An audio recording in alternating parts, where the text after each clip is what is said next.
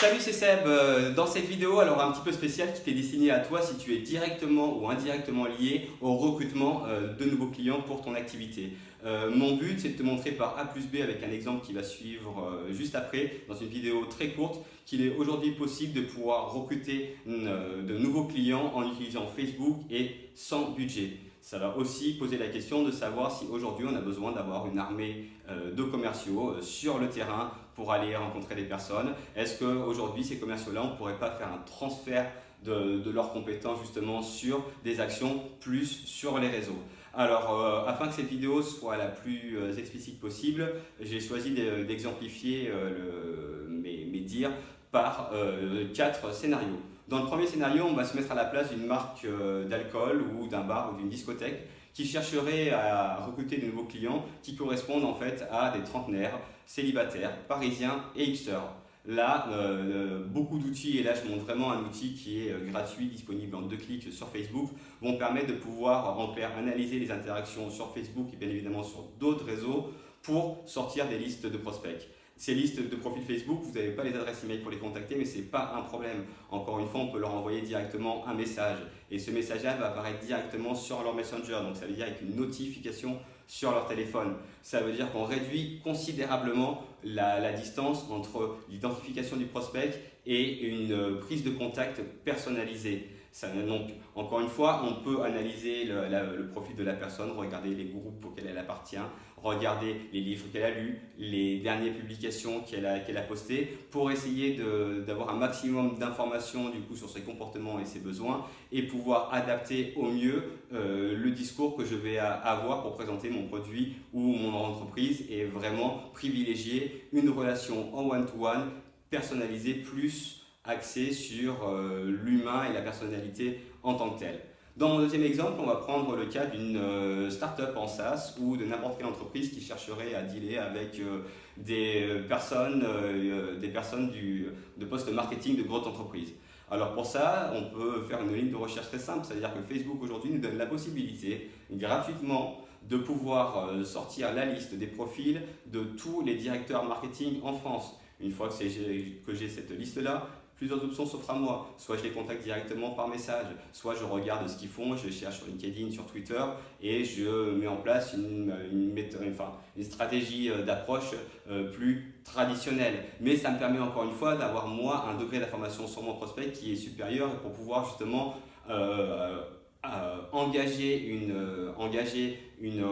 un début de relation qui soit vraiment personnalisé. On ne va pas présenter le produit de la même manière quelles que soient les personnes. Et je pense qu'on va avoir un taux de conversion qui va être plus important, en tout cas que le taux de conversion est indexé sur le degré de personnalisation de la première interaction.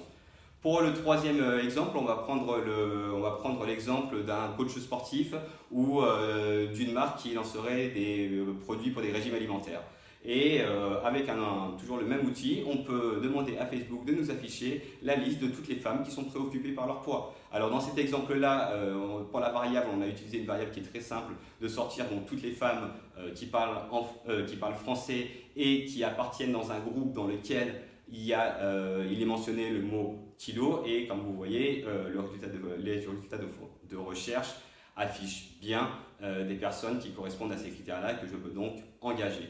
Et dans le petit dernier exemple bonus, donc voilà, dans le scénario numéro 4, on va se mettre dans la peau d'un parti politique ou de n'importe quelle organisation qui souhaiterait lutter contre les extrêmes et notamment essayer de comprendre pourquoi les jeunes de moins de 25 ans militent au Front National. Ou en tout cas, ceux qui militent au Front National, pourquoi ils militent pour ce parti-là et donc quels sont en clair leur motivation pour essayer justement de les contacter en one-to-one et d'essayer de déconstruire leur système de valeurs ou leur présenter d'autres grilles de lecture à la société. Alors pour cela, c'est encore une fois super simple et là on l'a fait sur le Front National, on peut très bien extrapoler ça sur du contenu ou sur des pages à forte orientation terroriste, ou en essayant d'analyser des mots-clés qui sont corrélés directement ou indirectement à des contenus qui sont reportés comme étant des contenus à connotation terroriste,